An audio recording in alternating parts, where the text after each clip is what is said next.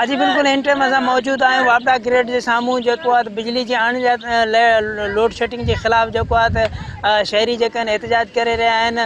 अचो इन्हनि को पुछा था क्योंकि इन्हनि जो छा चवणु आहे। एक मसनूई गैरलानी लोड शेडिंग आवाम जे मथे कैस्को जी तरफ़ां मुसलत कयो वियो आहे। असांखे 24 घंटनि में सिर्फ़ु 10 घंटा या 12 घंटा बिजली ॾियनि था और इंतिहाई असांजो हे इलाइक़ो एशिया जो पाकिस्तान जो बलुस्तान जो गर्म तरीन इलाइक़ो आहे जिते गर्मी 54 सेंटीग्रेड गर्मी आहे। असां शरीफ़ माण्हू असां शराफ़त इख्तियार कयूं था, पुरअमन कयूं था। अगरि असांजो मुतालिबो मंज़ूरु न थियो, असांजो ग्रेड मंजूर शोरी अपग्रेड न थियो, 132 न थियो, असां इंशाअल्लाह शदीद चा कंदासीं, पंहिंजे हक़ वठंदासीं। हिन लुटेरनि खे वाडा वारा हाणे छा अॻे चवंदा असांखे बिजली न आहे, हाणे त बिजली जाम आहे लेकिन छा पेमेंट न आहे।